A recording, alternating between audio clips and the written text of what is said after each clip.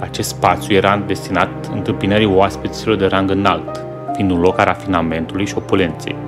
Totul, de la curgerea lină a scărilor la decorațiunile aurii, inspiră un sentiment de grandiozitate și eleganță aristocratică, tipică Europei interbelice. Haideți să vedem sala de spectacole, sala centrală a simbolului Constanța.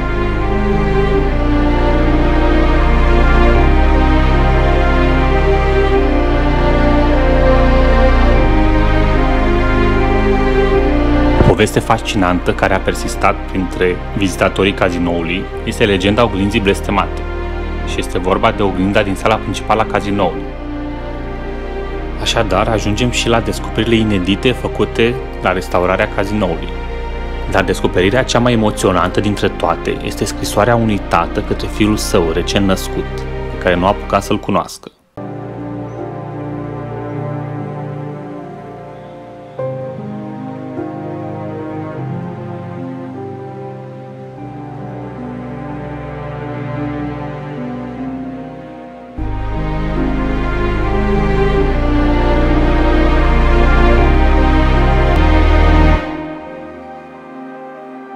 Bună ziua! Salutare, dragi pasionați de istoria Bucureștiului! Dar de data aceasta, nu din București, ci dintr-un loc îndrăgit de bucureșteni, dar nu numai, adică de la mare, din Constanța, orașul meu natal. Și pentru că a avut loc reinaugurarea cazinoului, care este simbolul orașului Constanța, m-am decis să fac un episod special despre el, pe lângă seria de episoade obișnuite despre clădirile istorice din București, ca o surpriză pentru voi, urmăritorii mei fideli. Pe faleza din Constanța, la marginea Mării Negre, se află una dintre cele mai emblematice clădiri din România, Cazinoul din Constanța. O bijuterie arhitecturală în stil Art Nouveau, cu o istorie bogată și o prezență spectaculoasă. Cazinoul a devenit simbolul orașului și martorul a peste un secol de evenimente. Dincolo de fațada sa elegantă, ascunde povești fascinante, de la baluri și concerte până la spioni și ruine. Despre el au circulat mai multe legende, cum ar fi faptul că a fost proiectat să semne cu un dric, ca un avertisment pentru pătimiții de jocuri de noroc. Rămâneți aproape pentru a afla mai multe despre aceste povești, cât este adevăr și cât este legendă. Dar și ce anume s-a găsit în pereții acestuia în cadrul lucrărilor de restaurare. Este mai puțin cunoscut faptul că orașul a avut alte două cazinouri înaintea actualului cazinou comunal. Primul, numit Cursal, sau Sala de Cură, a funcționat între anii 1880 și 1891. Lângă farul genovez. Era un loc de socializare și relaxare, dar a fost distrus de o furtună. Al doilea cazino, numit și Cazinul, a fost construit în 1892 de primarul Mihail Coiciu. Acesta avea o structură provizorie, a găzduit evenimente culturale, inclusiv o prelegere a lui Caragiale. Dar din dorința unui casino mai mare și mai modern, faleza a fost lărgită la dimensiunea actuală și acest cazin a fost demolat în 1910 pentru a face loc actualului casino comunal, construit să rivalizeze cu cele din Europa de Vest, chiar de pe Coasta de Azur. Putem vedea poza cu cele două cazinouri în paralel. Haideți să vedem cum a demarat proiectul. În 1903, autoritățile decis să ridice o clădire cu adevărat impresionantă, iar proiectul este încredințat arhitectului româno-elvețian Daniel Renard, care a proiectat o clădire foarte modernă, stil Art Nouveau, conform schițelor din imagine. În mod amuzant, dar și caracteristic societății românești, proiectul acestuia a fost subiectul unei dispute între modernitate și tradiționalism. Pentru că arhitectul era apropiat de Partidul Național Liberal, care era la guvernare în acel moment și care îl alesese pe Daniel Renard, la schimbarea puterii, când a trecut Partidul Conservator la conducerea statului și deci și în teritoriu, acesta a fost înlocuit din proiect cu arhitectul român Petre Antonescu, care și-a dorit să proiecteze cazinoul în stilul neo-românesc, așa cum vedem în imagine, și a modificat lucrurile aflate în curs în direcția aceasta, dar nu a apucat să-l finalizeze, astfel că la revenirea la putere a Partidului Național Liberal, Daniel Renard s-a putut întoarce la proiectul său și l-a finalizat în forma pe care o are și astăzi. În 1910, clădirea este finalizată, în stilul Art Nouveau, așa cum a fost proiectată inițial, și este inaugurată pe 15 august, în prezența Casei Regale. Acesta reprezintă un omagiu al modernismului european și devine un reper al litoralului românesc, până la statutul de simbol al orașului. Haideți să analizăm arhitectura sa exterioară. Fațada cazinoului este decorată cu stucaturi, balcoane din fier forjat și motive maritime, toate specifice stilului Art Nouveau. Clădirea are forma unei corăbii care pare să sfideze valurile, valuri care bat la temelia ei de peste 100 de ani. Ornamentele cu scoici, delfini și frize marine întăresc această legătură simbolică cu Marea Neagră. Cele două turnuri laterale și vitralele mari creează o atmosferă grandioasă, aproape de catedrală, tipică epocii Belle Époque. Fațada este simetrică, cu un corp central marcat de o fereastră monumentală în arc, în formă de scoică și o ușă dublu decorată cu vitralii, deasupra căreia stă inscripția Cazinoul Comunal. Acoperișul este realizat în pantă abruptă din tablă metalică, adăugând o notă marină specifică.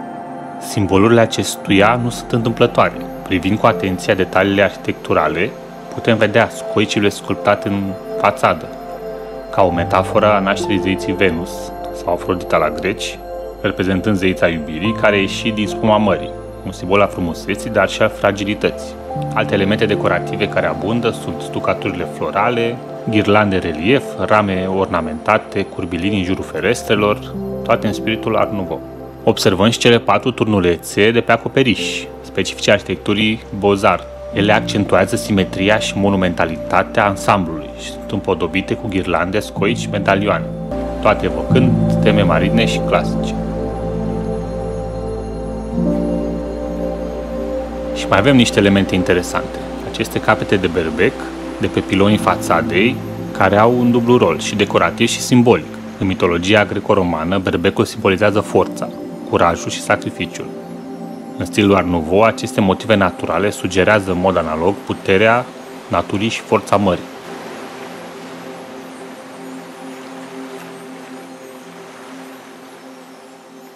În perioada de glorie, interiorul cazinoului era de o eleganță rară. Candelabre de cristal, oglinzi venețiene, marmură albă, scări monumentale, săli de bal și restaurante cu vedere la mare. Era un loc de întâlnire pentru elita epocii, unde aveau loc dineuri, concerte, baluri mascate și chiar recepții regale. Acestea erau motiv de mândrie pentru autorități, iar în 1914 a găzduit vizita familiei imperiale ruse a țarului Nicolae I. Unde regele Carol I a oferit un dineu, iar armata română a oferit onorurile celor 2 suverani pe faleza cazinoului.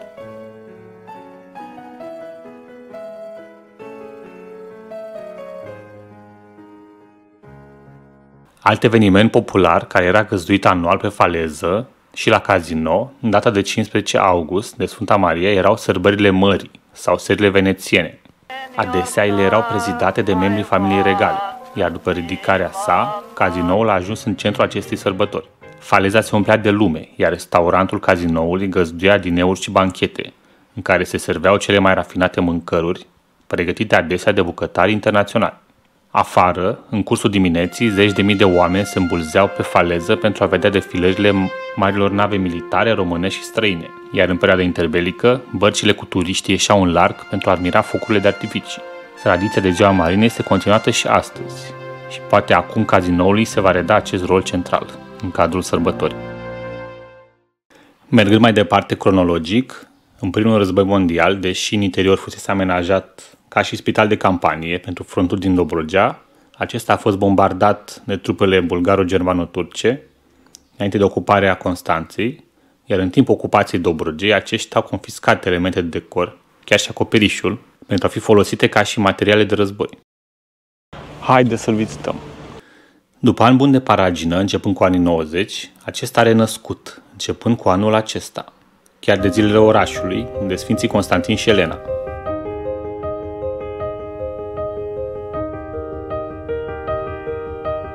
Aceasta este starea în care se afla, așa cum arată aceste imagini deplorabile.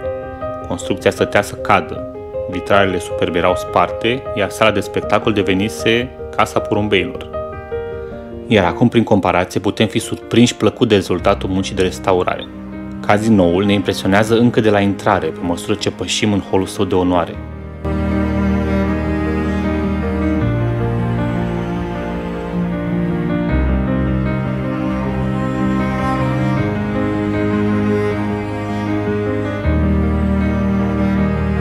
Acest spațiu era destinat întâmpinării oaspeților de rang înalt, fiind un loc al rafinamentului și opulenței.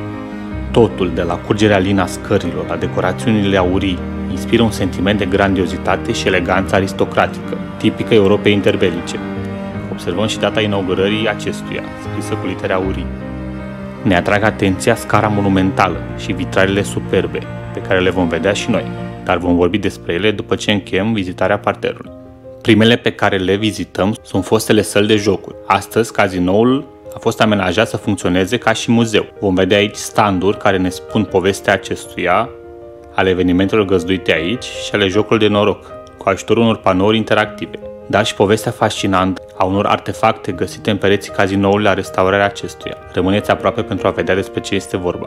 Observăm tavanul superb decorat cu motive geometrice și florale realizate cu foiță de aur. Ne atrage atenția priveliștea superbă a mării pe care o putem admira din sala de jocuri și tavanul casetat al acesteia și decorat cu motive florale și, nu în ultimul rând, candelabrele, care seamănă, după părerea mea, cu niște ghiocei. Haideți să vorbim despre jocurile de noroc.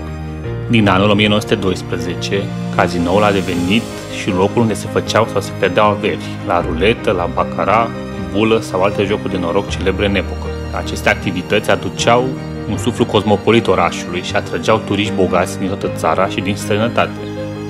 Jocurile de noroc nu au fost însă permise permanent. În perioada interbelică au existat ani, atât în anii 20 cât și în anii 30, în care a fost interzise din rațiuni morale. Se considera că patima jocului curmase vieți, provocase falimente și destrămase familii. Presa locală, precum ziarul Răcnetul Constanței, a adus campanii împotriva conducerii cazinoului, acuzând atât administrația, cât și reprezentanții primăriei că permiteau accesul oricui la jocurile de bulă, profitând de naivitatea și dependența jucătorilor. Voi explica imediat ce reprezenta acest joc. Deciziile de interzicere au fost frecvent criticate în presă, dar paradoxal, atunci când jocurile de noroc erau oprite, Constanța suferea economic. Orașul pierdea turiști și implicit venituri importante. Astfel, autoritățile se aflau într-o dilemă: moralitate sau bani? Când jocurile erau permise, ziarele abundau în articole despre personalități care câștigau sau pierdeau sume fabuloase. Una dintre cele mai cunoscute figuri era Maria Mihaescu, celebra curtezană cunoscută sub numele de Mița Biciclista.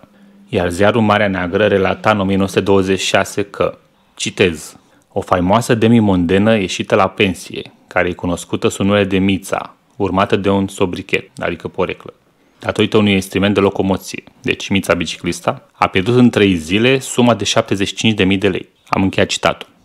Alt articol din publicația Universul din anul 1933 spunea așa, citez, un tânăr moșier din București a pierdut peste 50.000 de lei, fiind implicat într-un scandal cu un actor, acuzat de înșelătorii la ruletă. A fost nevoie de intervenția poliției. Am încheiat citatul. O poveste fascinantă care a persistat printre vizitatorii cazinoului este legenda oglinzii blestemate. Și este vorba de oglinda din sala principală a cazinoului. Se spune că această oglindă de pe peretele sudic reflecta adevărata fața jucătorului. Legenda spune că în anul 1933 un jucător notoriu și-a văzut moartea în această oglindă. Alții spun că oglinda nu reflecta deloc imaginea persoanelor care nu erau oneste, ca o metaforă a goliciunilor morale. În cele din urmă, obiectul a fost înlăturat, pentru că jucătorii refuzau să mai intre în sală, convinși că este blestemat. Haideți să vedem ce se juca la cazinou. Un joc popular era peșorii și acesta consta din o platformă cu mai mulți jochei căluți mecanici care se învârteau într-un bol central. Participanții alegeau calul favorit și în funcție de poziția finală puteau câștiga pariul. Ulterior, acesta a fost înlocuit cu bula, care era considerat mai modern. Bula nu era nimic altceva decât varianta locală a ruletei și devenise jocul vedet al cazinoului. O bilă metalică sau de sticlă era lansată pe o masă circulară cu compartimente numerotate. Haideți să vedem ce spunea presa despre jocul de bulă de la cazinou. Citez. Suntem în plin sezon. Cazinoul, prin complicitatea unor politicieni locali și cu sprijinul societății scriitorilor români, și-a deschis larg porțile. Naivii dau năvală spre cursa întinsă cu abilitate. Mecanismul jocului la bulă este cea mai ingenioasă alcătuire, aproape genială, de a șterpeli banii din buzunare, dându-ți perpetu iluzia unor câștiguri posibile. O masă enormă ca un animal antideluvian, în mijlocul căreia este o adâncitură în formă de rozetă, cu despărțituri simetrice în care sunt înscrise numerele, își primește jucătorii. Operațiunea este întotdeauna în favoarea antreprenorului. El ia bani de la 7 inși și plătește numai unuia, iar la bandă, dacă iese 5, nu plătește nimănui. Sau ia de la cei cu soț și plătește celor fără soț. Este o amplificare a șarlataniei din bâlciuri. Am încheiat citatul. Cel mai mult sufereau jucătorii amatori, care veneau rar și jucau deodată toți banii, crezând că se pot îmbogăți peste noapte. Mai exista evident și categoria profesioniștilor, despre care gazetarii scriau că, citez, ei vin la masa de joc cu regularitatea cu care se duce funcționarul la birou, negustorul la prăvălie sau popa la biserică. Ei nu joacă, ci lucrează. Rezultatul final? Se poate câștiga la bulă? Ei bine, o spune hotărât. Nu. Am încheiat citatul. Și mai avem și variante de satiră a vremii, în care se ironiza iluzia succesului. Citez. Nu în van un arhitect îmi dete aspectul de mausoleu. Vină să-ți înmormântezi, băiete, sub bolta mea ultimul leu. Hai, vină să-ți încerci norocul, îți place, știu să chefuiești. Mai stranii decât vinul, jocul, te îmbată până te zăpăcești. Am încheiat citatul. Din revista Furnica, scrisă în 15 august 1913. Și am ajuns și la legenda urbană care susținea că arhitectul Daniel Renard ar fi proiectat cazinoul astfel încât să semene cu un dric sau chiar cu un mauzoleu dedicat logodnicii sale pe care a pierdut tot timpuriu. De fapt, stilul Art Nouveau ales era revoluționar pentru acea vreme și a fost perceput de mulți constanțeni ca fiind prea sobru și încărcat. Nu există dovezi că Renard a urmărit intenționat acest efect. Dimpotrivă, el a dorit să fie un monument al modernității, iar reacții negative reflectă mai degrabă conflictul dintre tradiționalismul vremii și inovația arhitecturală. Revenim în holul de onoare. Scara monumentală este piesa centrală a acestuia, dominând vizual spațiul. Este realizată din marmură, cu balustrade din fier forjat negru și ornamente aurii, tipice Art Nouveau. Arcada impozantă ce încadrează scara este decorată cu reliefuri și detalii aurite, în stil vegetal. Avem și colonade aparente decorative, care susțin scara principală, la care remarcăm capitelele împodobite cu motive marine sau danubiene, specifice Dobrogei, în acest caz e Greta din Delta.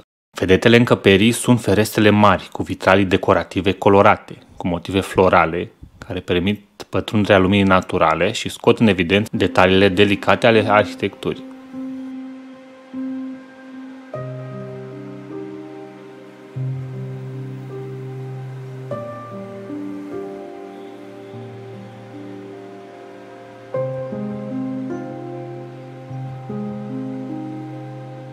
Urcând la etaj, admirăm balconul principal, tavanul casetat și decorul mural.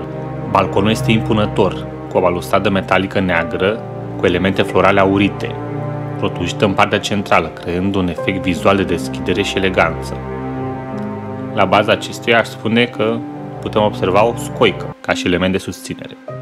Pereții sunt colorați în nuanțe de verde, cu reliefuri florale aurii aplicate în jurul nișelor și arcadelor. Fiecare nișă decorativă este conturată cu stucaturi aurii și pietre naturale încastrate, oferind textură și contrast.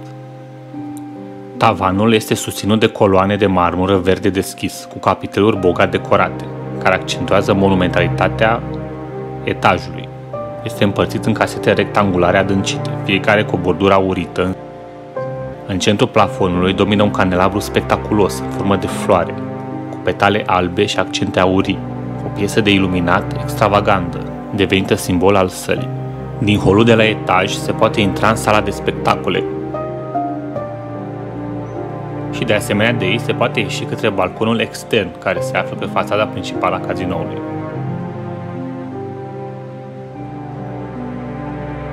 Haideți să vedem sala de spectacole, sala centrală a simbolului Constanța.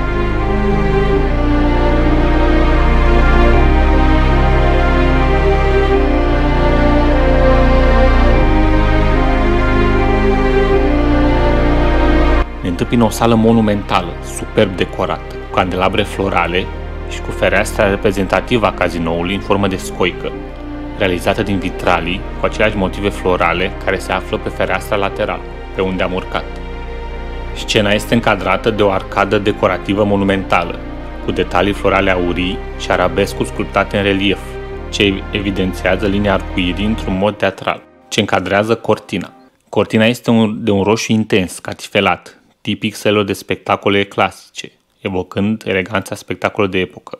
Rândurile de scaune sunt tapițate în catifea verde smarald, cu marginea aurii, o alegere cromatică inspirată din estetica acelei perioade. Sala de spectacole a găzduit concerte, baluri, spectacole de teatru și chiar și de cabaret de-a lungul timpului. Haideți să vedem ce artiști au urcat pe scenele acestei săli magnifice. Unul dintre ei a fost un mare cântăreț român pe numele lui Grigoraș Dinicu, un obișnuit al cazinoului în perioada interbelică. Este cel care a compus Hora Staccato și a făcut celebră Ciocârlia. Acesta concerta aici în fiecare vară și la toate banchetele la care participau familia regală a României și politicienii vremii. O altă informație inedită este faptul că în perioada interbelică, mai precis între anii 1921 și 1940, a existat chiar o rută maritimă Constanța-New York, efectuată de 3 nave transatlantice. Potrivit reclamelor din revistele vremii, o cursă dura aproximativ 15-18 zile, dar și muzica, jazzul și Charlestonul ajung mult mai repede la Constanța. Aceste stiluri muzicale noi răsunau în saloanele restaurantelor, pe terasele cazinoului și în sala de spectacole ale acestuia, în sezonul estival. Fast forward la perioada comunistă, în privința spectacolelor. Acesta a fost transformat în Casa de Cultură a Sindicatelor și mai apoi restaurant. A găzduit nunți, piese de teatru, chiar și spectacole de cabaret, destinate în special marinarilor străini, care veneau în portul Constanța și care dețineau valută, mult prețuită de autoritățile comuniste. Printre actorii celebri care s-au făcut cunoscuți la Casino este Jean Constantin, viitorul erou din peliculele Toate pânzele sus și din seria Brigada Diverse. Un lucru mai puțin cunoscut despre el este însă acela că pentru marele actor Casinoul a fost, la un moment dat, chiar casă. Chiar el a povestit ani buni mai târziu că avea o cameră în podul imobilului, iar când șeful Partidului Muncitoresc Român din Constanța a aflat acest lucru, a ordonat subordonaților săi să-i repartizeze lui Jean Constantin un apartament. Remarcăm o replică a ferestrei în formă de scoică de pe fațada principală, poziționată simetric în partea opusă a sălii. Terasa sălii de spectacole are o vedere superbă către mare. Aici, oamenii de înalta societate se întâlneau după spectacol, savurau o băutură scumpă și discutau politică, în timp ce admirau priveliștea mării. Așadar, este lesne de înțeles de ce cazinoul a fost de interes și pentru o activitate de spionaj din perioada interbelică, căci aceste instituții, cazinourile, au fost întotdeauna locuri de adunare pentru oameni bogați și controversați, locul ideal pentru a spăla bani sau oferi sponsorizări generoase cu dedicație, mascate ca și câștigul la jocurile de noroc. Deși nu au existat povești oficiale de acest gen la cazinoul din Constanța, care să fie documentate, așa cum este cazul hotelului Atene Palace, despre care am făcut un episod dedicat aici, avem totuși o dovadă extrasă din arhivele Serviciului de Informații Român de atunci, și anume Siguranța, care ar fi dat indicații de supraveghere a cazinoului și altor zone din port. Și avem un extras dintr-un raport de arhivă a Serviciului de Informații Român din 1935. Citez: Constanța, datorită poziției sale strategice, reprezintă un punct de interes pentru serviciile secrete străine. Se recomandă supravegherea atentă a activităților în zonele frecventate de oficiali și persoane influente, precum cazinoul, hotelurile mari și portul. Am încheiat citatul. Acum se găsește aici o expoziție cu proiecte inginerești ale Dobrogei, o machetă cu podul lui Angel Saligny și portul Constanța.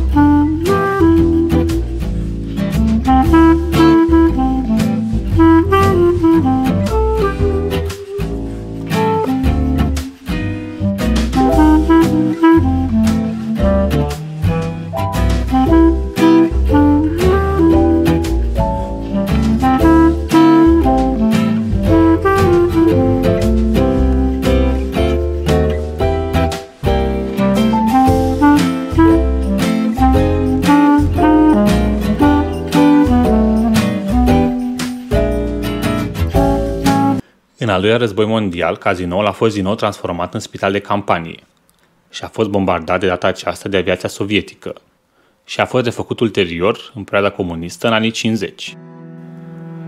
Așadar, ajungem și la descoperirile inedite făcute la restaurarea cazinoului. În timpul restaurării recente, muncitorii au găsit bilete ascunse în ziduri, scrise de deținuții politici care au lucrat la renovarea clădirii în anii 50, după cum am spus.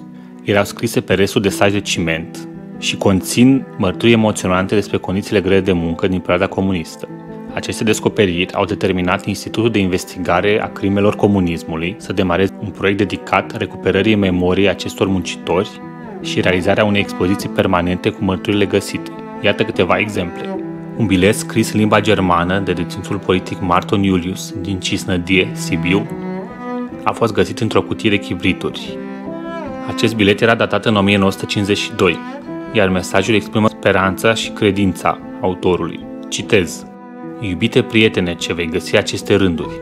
Dumnezeu să te binecuvinteze. Sunt aici ca deținut politic din 1951, din 16 iulie.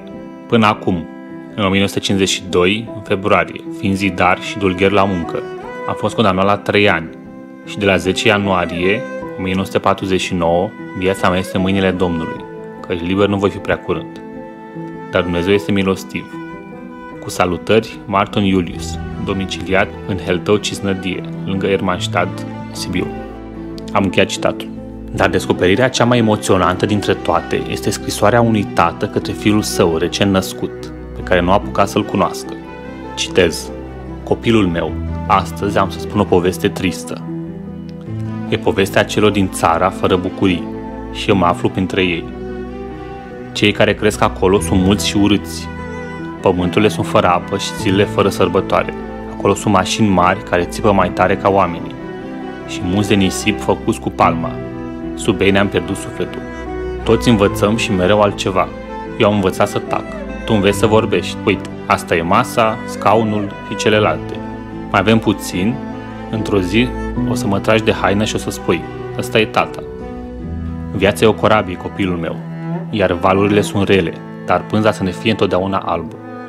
La mulți ani, fiul meu, îți dorește cu toată dragostea tăticul tău, Ion Cristodulo. Am încheiat citatul.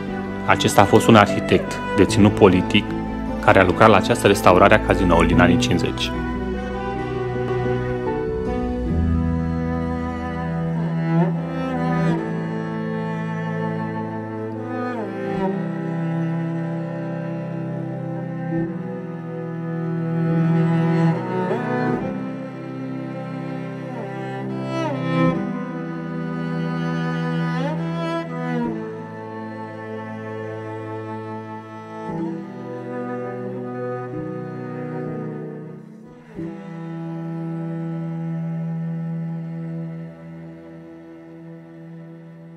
Acesta a fost episodul nostru despre cazinoul din Constanța. Sper că v-a plăcut și vouă, pentru că mie mi s-a părut fascinant. O adevărată bijuterie de care suntem mândri ca și constanțeni că a putut fi restaurată și că a fost readusă la viață. Lăsați-mi un comentariu despre ce v-a plăcut cel mai mult și eu vă voi răspunde. Iar dacă vă place munca mea, mă puteți susține cu o mulțumire sau pe Patreon. Pe curând!